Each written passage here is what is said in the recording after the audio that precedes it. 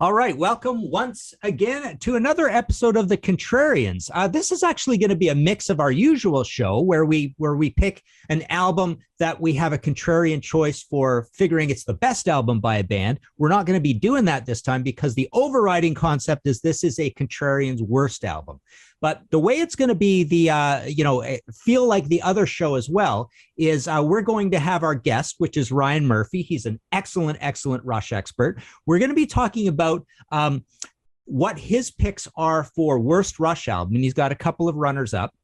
But when I come back into the scene, I'm going to tell you what sort of the internet says, which is kind of what we do in a regular contrarian show. And then Ryan's got something to add on that as well, because he's actually taken his own poll results in terms of what the worst Rush album is. So we're not going to do a quick history of the band in this case.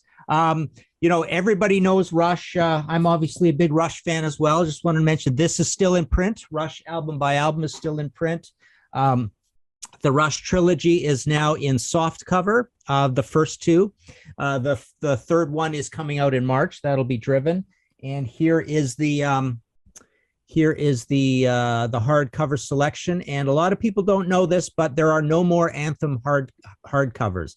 I'm the last one with any of those left to sell. You can get those at martinpopoff.com, but I've got 10 or 15 of those left, and then that will no longer be in hardcover. So yes, I'm definitely a big Rush fan myself, but I think Ryan is more of a Rush expert than I am here. And this is going to be an interesting discussion because he's got an interesting choice for worst Rush album, and it brings up some concepts that will be interesting to discuss. So I'm going to turn it over to Ryan from the Rush Roundtable. Amazing stuff. If you want good detailed inside baseball on all things Rush, there's lots and lots of episodes, and it is truly a roundtable where he gets other experts who know a heck of a lot more about Rush than I do. On his show, breaking down, some very, very minute topics in granular detail. So they do a beautiful job over there. But yes, I'm going to turn it over to Ryan now, who will give us his picks for at this point, his personal least favorite Rush albums. Thank you, Martin. Thank you for having me. And yes, if you're a big Rush fan, you can certainly check us out on YouTube. Just Rush Fans, all one word, or you can put in Rush Roundtable or Rush Deep Dive. All right, so the old school Rush fans are probably going to kill me because of my three personal picks in order. So the two runner-ups first in order are, first is 1975's Caress of Steel. Reason being, I mean, it was widely considered that whole tour, the Down the Tubes tour.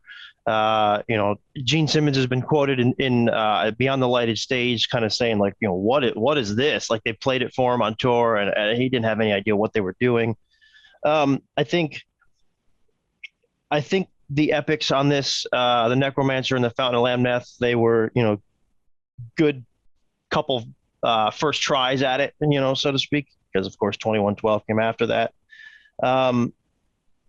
I think I'm going bald is kind of goofy, but Bastille Day, Lakeside Park, they're good tracks. My actual runner-up, 1975's Fly By Night. Okay. Yeah, I mean, you can still, there's a couple songs on here, one being Best I Can and the other being In the End. I mean, they could have been on the debut album. They're not written by Neil. You start to see some of Neil's influences on this record with Anthem, Beneath, Between, and Behind, and By Torn the Snow Dog. You really kind of see the direction the band is going. But this is kind of a mix. This record, I mean, the cover art is beautiful, mind you, but this is kind of a mix of Caress of Steel and the debut album. And yes, the debut album is what I'm deeming, from a personal perspective, signed by the fantastic Donna Helper. Shout out to Donna. This record to me it's not really Rush. It's a very good rock album. It is not a very good Rush album. That's how I always took this. So I don't like using the W word with Rush being worst, because I think we like to say all Rush is good Rush, and I think that even holds true with this. But this album, it got the ball rolling, but it really is Canadian Led Zeppelin, and you can hear the influence of that on here. It's not so much their own sound as whereas as they progress throughout their career, and you can start to see it with Fly By Night and Crest of Steel, but really 2112 onward, they start to kind of develop their own sound, and Neil really puts his stamp on the band lyrically. I think this record has some highlights and it has some lowlights, and 8 tracks in total. The 4 songs that I think 4 and 4. I think there's 4 pretty solid tracks and 4 kind of lackluster tracks. The good ones being Finding My Way, Here Again, What You're Doing, and Working Man, of course.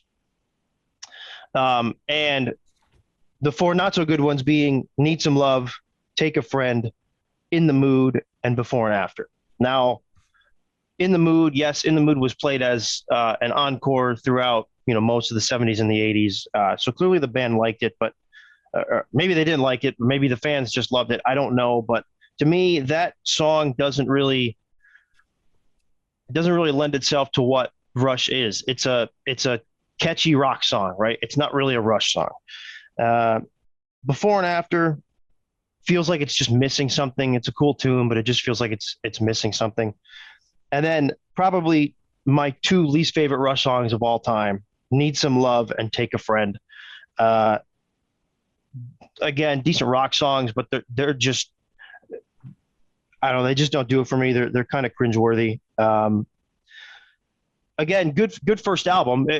For a debut album, it is a solid rock album. It just isn't Rush to me. And I think when I think of Rush, I think of Geddy, Alex, and Neil, and not John Rutsey, right? So I think if I'm going to put any Rush album with Neil on it as the worst, I don't think that's appropriate. So just a little bit further, the lyrics obviously are not as interesting, right? I mean, Neil comes on, super intelligent guy, writes these lyrics. You can really see it in things like in the epics, By Torn the Snow Dog and The Fountain of Lamneth in 2112 and the Cygnus book 1 and book 2.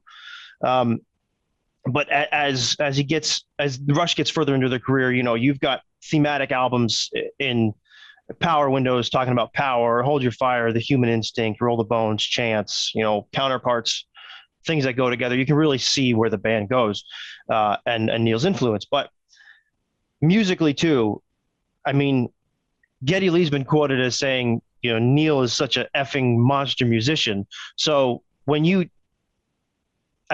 John Rutsey, not to discredit him, he's a solid rock drummer, but he's no Neil Peart.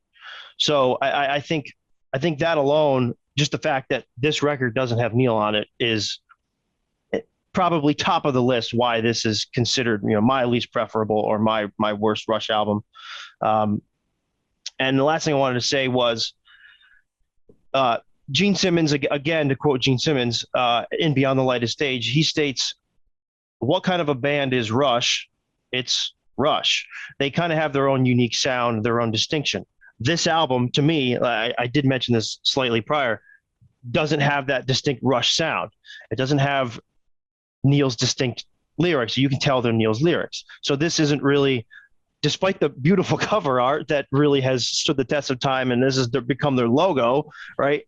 It just doesn't scream Rush to me musically. So I think that's why I kind of have to state that this is the, I don't like using the W word, but the worst Rush album.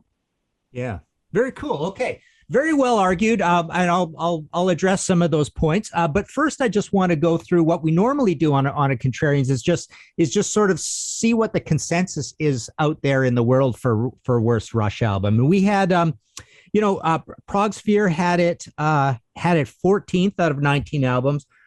So they had Presto as worst, Test for Echo is second worst, Hold Your Fire is third worst, Roll the Bones, Caress of Steel. So there's one of yours getting in there, and then Rush. Rolling Stone, they only did a top 10, and they actually included it in their top 10, and that was actually a poll that came up with that. Ultimate Classic Rock had actually had it of 19 albums. That album was rated the 6th best Rush album out of all 19. So you had Test for Echo at the bottom, Snakes and Arrows they had low, Hold Your Fire they had low, Vapor Trails they had 16, Stereo Gum had Test for Echo 20, so they were including Feedback. Caressive Steel at 19. So another one of yours in there. Roll the Bones, 18. Yeah, Feedback is coming in at 17. Vapor Trails at 16. And of 20 albums, Rush was 15th. So it was quite low as well. Classic Rock History had it in the top 10, and they had it number 4 of top 10 in the top 10. Ranker, which is an aggregator, had it as the 12th best Rush album. And, frankly speaking, I think it probably does belong somewhere in the middle. Sea of Tranquility, Pete Pardo, he ranked it 8 out of 19. So he had it quite high. Bottom for Pete were Test for Echo, Hold Your Fire, Snakes and Arrows. Let's see, Vapor Trails, I think 17, 8. Yeah. Oh, yeah. So there were those. And then Vapor Trails, Roll the Bones, and the very bottom for him. Yeah. So the least favorite for him were Roll the Bones, second to last, and Presto as last. Now, one interesting thing. So essentially, it's quite radical to have it as the least favorite, and I think it's quite a generational thing, as you said, Ryan, when you said the old school Rush fans are going to kill me, but you can almost have a complete Rush table on this, and maybe you guys have, but it's almost a little bit like sometimes I look at these things like, first of all, when you said the distinct Rush sound, I don't think there is a distinct Rush sound later. There's right. 3 or 4 of them, right? But and this is one of them, and unfortunately it's a non-Neil version and it's a 1 album version, right? So it's definitely standing off in a corner. But the interesting thing about it, and why I would believe that a lot of people do have it higher on their list, because I'm a little bit like you as well. When I get to, for example, ranking the albums of Black Sabbath, I often have, at least in the Aussie era, I definitely have the debut dead last, right? Sure. So there is something to be said for, this is your first album and it's not very good because it's your first album, sort of thing, right? But I think a reason why you actually see it quite a bit higher up the list when you look at other polls is that people are taking into account this idea of how good was it for that year? How good was it for a record made in 1973 and issued in 1974? And you can look at the entire Rush catalog that way, which is a kind of interesting way of looking at the Rush catalog. And then you might be able to come around to the idea that Hold Your Fire was not a very good album or innovative or bringing much to the world in 1987 or whatever it was, right? Test for Echo in 1996. Was it a good album for 1996? Has certain piles of ground. Yeah, there you go. And I've got here's my flat of Test for Echo, my with the thing on the back, right? Oh, nice. Yeah, and I've got my Presto here, which I often have low, and I've seen Presto low. There's my vinyl of that. I've seen Presto low on a lot of charts as well, and Roll the Bones is pretty low as well. But so it's interesting when you think of this Rush album for a Canadian album coming out in 1974, and even as an indie to boot, it's a really good and innovative, and it's even better than Led Zeppelin for that era. Well, not. Put it this way, Led Zeppelin in 1975 and more so 1975 with Physical Graffiti was miles ahead of Rush in 1974. But this album, I think, is a more modern and forward-thinking album than Led Zeppelin 1 and Led Zeppelin 2, certainly. Granted, those are both 1969 albums. But I think for a hard rock album, and certainly, again, for a hard rock album in all of North America by 1974, that album's a pretty big deal, because Kiss's first album is 1974. You had, a far better album is Montrose from 1973, and Aerosmith by 1974 had Get Your Wings. So they're actually a really good band by 1974 as well. But there's not a lot to compete with something this good and in your face and well written and catchy, even some of the lower level rung songs. I love what you said though about Need Some Love and Take a Friend. They are cringy, and actually even for a CanCon band or a Canadian band or a band from a nowhere place like Canada, they're pretty goofy and nerdy, badly written barroom rock and roll songs, right? They're really not that good. In the Mood, on the other hand, is a pretty good song for this reason, because it is catchy and it's a pretty cool riff. And then I think another reason you don't see this very far down the list is how good Finding My Way, Working Man, What You're Doing are on this record. What was the other one you said was I said your top four? Yeah, I said Here Again, and I wanted to mention something on those four. Yeah. Donna Halper told me when she was playing this in Cleveland, she said there were three songs that really resonated with the Cleveland audience that were played on the radio. Of course, one being Working Man, the second being Finding My Way, and I'm pretty sure she said the third one, it was either Here Again or What You're Doing, but I'm pretty certain she said it was Here Again. And those two are the Here Again and Working Man are the two longest songs. She said she was always looking for bathroom break songs, put on the longer songs, go to the bathroom, right? So, but those, that's what she told me. Those three songs were the ones that really resonated, and rightfully so. I think they're the three best songs on the record. Yeah, and again, the point is there's been lots of great hard rock and heavy metal from the UK as of 1974, but very little from all of North America. I mean, forget Mexico, true, I suppose, but not to diss Mexico, but in all of America and in Canada, there actually hadn't been much. There'd been a little bit of, April Wine and BTO, and in the States, the big bands to start off were literally the likes of like a Mountain and a Cactus and an Amboy Dukes. You didn't really have much. You had Blue Oyster Cult starting out. But, and even to drive the point home a little more that how good this record is for 1974, it's actually, I think it's more exciting and more interesting and more innovative and better riffs and better performances than Bad Company records that are coming out at this time. Because I think this is a little closer to a heavier and more intelligent Bad Company record than particularly a Led Zeppelin record, because I don't think the variety is on this record that you would get on all the Led Zeppelin records, put it that way. Led Zeppelin is very various, right, with what they were doing, but I understand, and the direct line is always is Geddy's voice, and I never even really saw that. I remember as a kid growing up with Rush in the 70s and never really once thinking Geddy Lee sounded like Robert Plant. The only thing that made any connection to me is the odd ooh yeah kind of thing. I mean, that was really I don't hear it either, but that's what's been said, Yeah, of course. Yeah. Right. Yeah. But no, I find it interesting that, again, I think you could look at the entire Rush catalog and say, you could rank this record quite high across the Rush catalog when you use as your criterion the idea that how good was it in that year, and there's another place where I would take umbrage with your follow-ups because I think basically everything they did throughout the 70s was super innovative and ahead of its time for that year that it came out, whether it was a 75 album, a 76 album, another set, the other 75 album, the 77 album, the 78 album, every one of those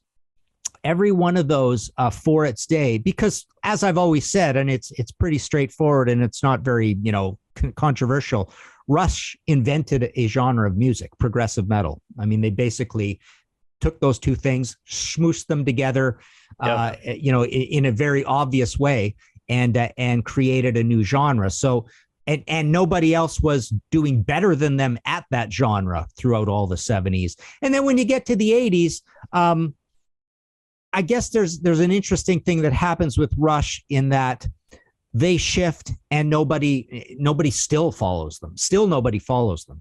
They're making a music that is really distinct for them. But I think as you get into the keyboard era and then into Presto and Roll the Bones, I think they're there may be other bands that sound a little bit like them, but even if there aren't, okay, even if there aren't, it doesn't make for great music. I don't think what they're doing is particularly great. It almost feels like if it is different, it's just different to be different for different sake. It's not different that it's actually making great art. But that's the thing with the generational thing.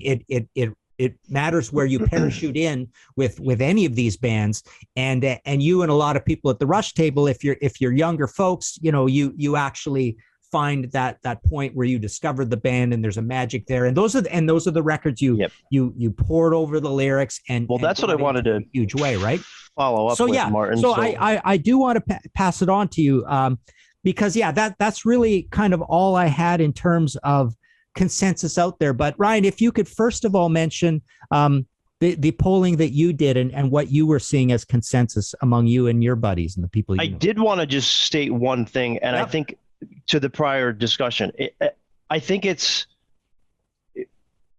all point of view and perspective. I mean, I'm a younger-ish Rush fan, right? I'm 28. I got into the band in 2007, just after Snakes and Arrows came out. And the only record that I was able to get excited for was Clockwork Angels, because that was the only record that came out after I became a fan. Right. So as a younger fan, and some of my friends with Rush Roundtable and Rush fans are older. Some of them are younger than me. Some of them are my age, right? My age and younger, we had to get into the band very late in their career and treat it like it's history class and go back in time and research it and learn it. Whereas some of the older fans lived it. So it's point of view. It's all perspective. And I don't think there is a bad Rush album. So I think this is very, the debut album could be number 1 for people. It could be number 19 for people, or 20 if you include feedback, which that's a whole different argument. But yes. So a couple months ago, and it's funny, Ryan, just to interject something. Yeah, it's funny if it is number 1 for people. Those people don't like Rush very much, right? That's a good point. That's a good point. So a couple months ago, we did a survey on our Rush fans Instagram account and Twitter, but we basically sent out I guess a survey or whatever, but a ranker. We asked people, we said, here's the 19, so we excluded feedback. Here's the 19 studio albums that Rush did. And we want you to, by personal preference, rank them 1 through 19. And the analytical data comes back and says, of course, Moving Pictures in 2112 were not ranked last at all by anybody. The last 4, so you've got fourth to last, Hold Your Fire, had 61 times it was ranked as the least favorite, the 19th favorite album, right? Okay. Caress of Steel after that, Caress of Steel was 76 times it was ranked as people's least favorite. Test for Echo, 81 times as least favorite. And the debut album, 82 as the least favorite. Now, that's not why I made this argument because of that. That's my personal worst. But and a couple other albums you mentioned, Vapor Trails, Presto, and Roll the Bones. Roll the Bones only ranked last 20 times, which is middle of the line. Presto, 42 times. Vapor Trails, 47 times. So, I think it just goes back to the point of, it's all with Rush. There really isn't a bad record, and I think it's so preference driven. You could cling to one era of Rush. You could cling to the prog rock era in the 70s, the synth era in the 80s, or the nuts and bolts era in the 90s. From Counterparts onward. You could cling to one era, or you could just like it all. But there really isn't. There's nothing bad. There's nothing that really sticks out as a resounding, this is the worst album that they ever did, right? There are songs that might stick out like that. The band hates Tai Shan. I love Tai Shan. Alex has been quoted, he doesn't like certain parts in The Fountain of Lamneth. A lot of people love that song. So it's hard to distinguish worst versus least favorite, with Rush, because I don't really think there is a resounding worst album. There isn't just a generic, this is the one everyone points to as the worst. So, I mean, I guess feedback, if we're including feedback, but that to me, that doesn't count. So, yes, based on our analytical data, Caress of Steel, Test for Echo, and the debut album were the three worst. I will personally defend Hold Your Fire or Test for Echo. I will die on that hill because I love both of those records. I think recently we just did a Rush deep dive. We had Donna Halper on, and Tim from your channel, Tim Derling from your channel, Tim's Vinyl Confessions. We did a deep dive into Test for Echo and Hold Your Fire. We're doing all the albums, but those two fantastic episodes, and we really dive into songs on those records thematically, themes on those records, and I think we kind of turned the hardcore Rush fans onto those records that really didn't like them to begin with. So I think with Rush, if you give these records another chance, you'll start to realize that all Rush is good Rush. There is low points. There are not so great songs, but I think from a personal perspective, I think all Rush is solid. Mm-hmm.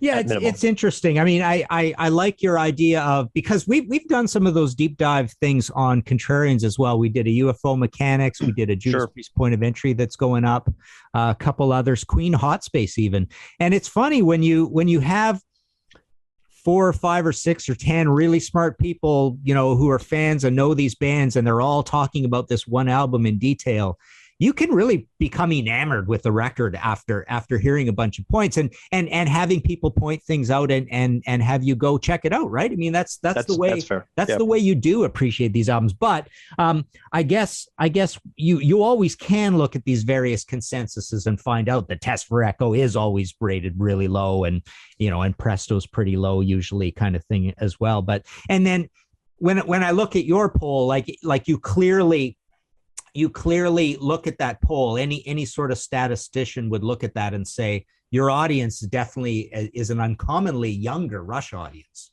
To be that hard on those early records. Right? Well, that was just our follower base. That wasn't just all of my aged friends, right? I don't know what the age limit from this poll was. I think this was just a general.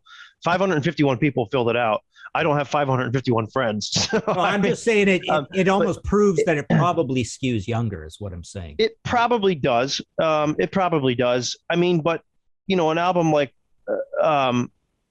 Clockwork Angels here was ranked last 38 times. I mean, maybe that's because people just haven't dove into that yet. I mean, because it's the last album. I don't know, but I mean, I think Clockwork Angels you could put in a top 5 best Rush album. I mean, I think maybe that's contrarian right there, but Clockwork Angels is just that damn good. And I think with Presto and Roll the Bones, to your points, Martin, I mean, I think lyrically and thematically and from a songwriting perspective, those are all good albums. I think the flaws on those were production. I mean, I think just the sound quality really was not so great on those. I mean, because if you listen to some of those songs live, I mean, they really stand out. Dreamline or the band Love the Pass on Presto. I don't think they're really that bad. I think they just suffer from quality. Right. Yeah. So does one thing I really learned here is the low regard for Caress of Steel, because I'd never really considered that. See, I always had this idea in my mind, and it's always been this way, that Caress of Steel is not a heck of a lot different or worse than 2112. It's kind of the same thing all over. It kind of is. It kind of is the same thing, just in reverse order, right? The longer song was on side 1 and 2112, and the longer song was on side 2 and Caress of Steel. It's the same thing, just flip flop, more or less. Yeah. All right. Well, that's cool. Thanks for doing this, Ryan. This has been awesome. Let us know in the comments below what you guys think are the worst Rush albums. I mean, we've done a little consensus stuff here. We've definitely got Ryan's point of view. And I don't know if I've really said my point of view. I mean, I would have in there the likes of Test for Echo, Presto, and Hold Your Fire probably as oh man, we could debate that all day long. I think I think for viewers of your show, I think I would love to continue the discussion in the comments with people. And, I mean, if you think I'm stupid, fine, tell me I'm stupid, but tell me why I'm stupid. Yeah. Like if you disagree with me, tell me why you disagree with me, and tell me what you think is the worst. And I would love to just, continue the discussion. The internet's a negative place, but let's make the comment section for a Rush video. I love comments. Place. Yeah. When I go on Pete's show, I love the comments. I mean, I just love scrolling through them and checking them out. So there you go. Let's, we'll wrap up. So this has been a Contrarians worst album with Ryan Murphy, definitely a Rush expert. Let us know in the comments, as we've said, and we have a thriving Patreon thing that Marco's got set up for us, and we've got lots and lots of cool shows there, and we've actually been putting them a lot of those live on YouTube, like the ones I just mentioned. I really like those deep dives that we did on the UFO, and the Priest is going up shortly. So for Ryan and myself, thanks again for visiting us here on the Contrarians, and go listen to some Rush.